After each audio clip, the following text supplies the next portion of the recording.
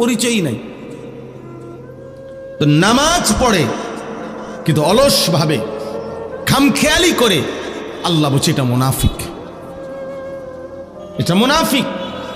তাহলে চিন্তা করে দেখেন, চিন্তা করে দেখেন। তাহলে এই জন্য বললাম, কোরআন শরীফ আছে ফাখালাফা মিন বাদিহিম খালফুন আদাউস সালাহ ওয়াত্তাবাউশ শাহাওয়াত ফাসাউফা ইয়ালকাউনা গাইয়া।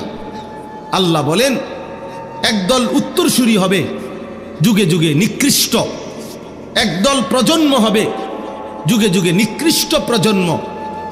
প্রত্যেক যুগে কিছু জেনারেশন এমন হবে যারা নিকৃষ্ট জেনারেশন। তারা কারা? যাদের দুইটা অভ্যাস, এক আদাউস সালাহ, তারা প্রতিনিয়ত তাদের নামাজকে নষ্ট করে দেয়। এখানেও নামাজ পড়ে না, এটা না, তাফসীরে মাআরিফুল কোরআন এটার ব্যাখ্যা আছে। নামাজের যত হুকুম হাকাম এগুলো যথাযথভাবে আদায় করে না, আদায় করে না, এটাকেই বলে নামাজকে নষ্ট করে দেয়। ওয়াত্তাবাউশ শাহাওয়াত, এবং নিজের মনের ইচ্ছা মতো চাহিদা মতো চলে, নিজের মনে যা চায়, শাহাওয়াত মনের কামনা বাসনা, মনের ইচ্ছা আকাঙ্ক্ষাকেই শুধু অনুসরণ করে। আল্লাহ বলেন এমন নিকৃষ্ট প্রজন্ম, প্রত্যেক যুগের এই নিকৃষ্ট মানুষগুলোকে আমি আল্লাহ জাহান্নামের সবচেয়ে নিকৃষ্ট গর্ত, সবচেয়ে বেশি আযাবের গর্তের নাম হলো গাই। এই গাই নামক গুহার মধ্যে, গর্তের মধ্যে জাহান্নামে তারে ছুঁড়ে মারবে। ফাসাউফা ইয়ালকাউনা গাইয়া। তাইলে আল্লাহ তাআলা বলছেন বাপ যে নামাজ নষ্ট করে, সুন্দরভাবে নামাজ পড়ে না, সে নিকৃষ্ট জেনারেশন। কোন রকম বললে হইতো না, আমরা আমাদের দেশের সাধারণ আও মাইতো না চাই হুজুর, আমরা কোনো আপনার লগে ফাটতাম না, আপনার গমতো কোন রকমে আল্লাহ বিল্লাহ করে কুদুর কবরে না যাও কা। আপনার কে বলছে কোন রকমে কবরে যাইতে? আপনার কোন রকমে দুনিয়ার থাকেন, আরো দুগা আপেল খাইতেন পারবেন। কোন রকমে দুনিয়ায় থাকেন, আরো দুই খিলি পান খাইতেন পারবেন। কান কোন রকমে চেষ্টা করে টাঙ্গাইয়া থুয়ে রাখতো কনফলাইন, যে কোন রকমে দুনিয়াতে রাখিস, আমার কবরে দিস না। কবরে কোন রকম যাইতে বলে নাই, আপনি বললে হবো নাকি? কবরে বলছে পূর্ণ ইমানদার হইয়া যাইতে, কবরে বলছে পূর্ণ মুসলমান হয়ে যেতে। কোন রকম যাইতে বলছে আপনার মিয়া? তা আপনি দিকন কোন রকমে আল্লাহ বিল্লাহ করে কবরে যাইতে লেগেছে, কোন রকমে যাবেন কেন?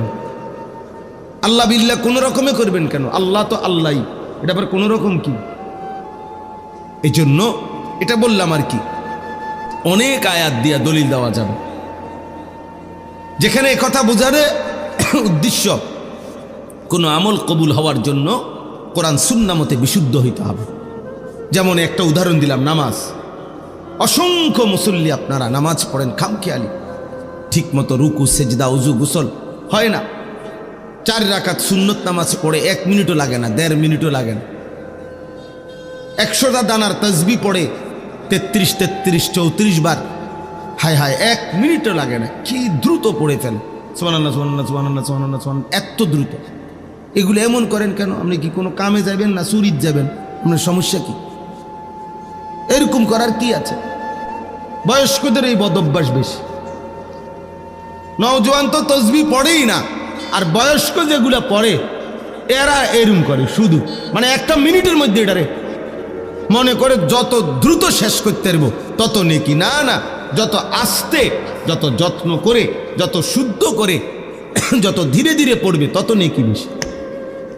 কোরআন হাদিসে আছে কিয়ামতের দিন, এই ভাই এই লাইট এটা নেবেন, এই লাইট, এই বেটা অপদার্থ কথা। এই আল্লাহ তাআলা বলেন, হাদিসে আছে আল্লাহ তাআলা বলবেন কিয়ামতের দিন, ইকরা ওয়ারাত্তিল ইকরা ওয়ারতাকি ইউকালু লিসাহিবিল কোরআন। আল্লাহর কোরআন যারা পড়তো নিয়মিত, কোরআন যারা পড়েছে, মুখস্থ করেছে, কোরআন যারা জীবনভর আগলাইয়া রাখছে, তাদেরকে আল্লাহ বলবেন ইকরা ওয়ারতাকি, আমার বান্দা আজ হাসরের মাঠে কোরআন পড়ো আর জান্নাতের উপরের দিকে উঠতে থাকো। তবে ওয়ারাত্তিল কামা কুনতা তুরাত্তিলু ফিদ দুনিয়া, এভাবে পড়ো ধীরে ধীরে, তার তিলের সাথে, যেভাবে তুমি দুনিয়াতে আস্তে আস্তে ধীরে ধীরে সুন্দর করে পড়েছিলে আমারে খুশি করার জন্য, আজ এভাবে পড়ো। তো হাসরের ময়দানেও আল্লাহ চাইবেন কোরআন আস্তে পড়ো, যত্ন করে পড়ো, তার তিলের সাথে পড়ো। আপনি দিলে তাবাতি দাবি লাহনু তাবা মাগনানু ওয়া মা কাসাব সাইজনানান তারাবি উমরা তাম্মানা তারাতা ফি জিদাব মিন মাসাদ আল্লাহু আকবার সুবহানাল্লাহি সামিআল্লাহু লিমান রাব্বানা লাকাল আল্লাহু বিকিতা বিকিতা দিন নামাজ যদি মস্কারি না করলেন, এগুলো মস্কারি না করলেন নিয়ে এরকম নামাজ আপনাদের কে বললো? এটা আল্লাহ তাআলা তো বলছে এটা মুনাফিকের নামাজ, নবী তো বলছে এটা মুনাফিকের নামাজ। আল্লাহ তো বলছে আরে জাহান্নামে ছুঁড়ে মারবো আমি। এই জন্য বাপ এক নাম্বার হলো শুদ্ধ হওয়া, শুদ্ধ হওয়া, বিশুদ্ধ হওয়া, বিশুদ্ধ হওয়া এটা জরুরি, বিশুদ্ধ হওয়া জরুরি। দুই নাম্বার হলো এই কথাটা বলেই শেষ করছিলাম, এটা এই প্রসঙ্গটা যে আল্লাহর কাছে কবুল হওয়ার জন্য দুই জিনিস জরুরি। এক কি হওয়া? বিশুদ্ধ হওয়া। বলেন তো কি হওয়া? আবার বলে কিসের আলোকে বিশুদ্ধ হবে? কোরআন সুন্নাহর আলোকে। কিসের আলোকে? হ্যাঁ, কোরআন সুন্নাহর আলোকে বিশুদ্ধ। আমার তো বড় সুন্দর লাগে না, আমনের তো সুন্দর লাগবে হইতো না, আমনের তো সুন্দর। অসুবিধা কি? না অসুবিধা আছে, কোরআন সুন্নাহর আলোকে হইতে হবে। আমনের থেকে সুন্দর লাগলে হবে না, আপনার থেকে সুন্দর লাগলে হবে না। রাসূলুল্লাহ সাল্লাল্লাহু আলাইহি ওয়াসাল্লামের সুন্নাহ এটার মাধ্যমে হইতে হবে। আচ্ছা, তো দুই নাম্বার হলো যেটা বলতেছিলাম, প্রত্যেকটি আমল আল্লাহর কাছে কবুল হওয়ার জন্য দ্বিতীয়টা শর্ত হইল বাধ্যতামূলক আল্লাহর জন্য হওয়া, ইখলাস। আল্লাহর জন্য হইতে হবে। আমল শুদ্ধ ঠিক আছে, কোরআন শরীফ পড়াও সুন্দর ঠিক আছে, কিন্তু মানুষকে দেখানোর জন্য, লোক দেখানো, মানুষকে খুশি করাই মাকসাদ, টাকা রোজগার করাই মাকসাদ, দুনিয়া কামাই করাই মাকসাদ। আল্লাহ আমারেও মাফ করেন। তো এটা ইখলাস হইল না, আল্লাহর জন্য হইল না, আল্লাহর জন্য হইতে হবে।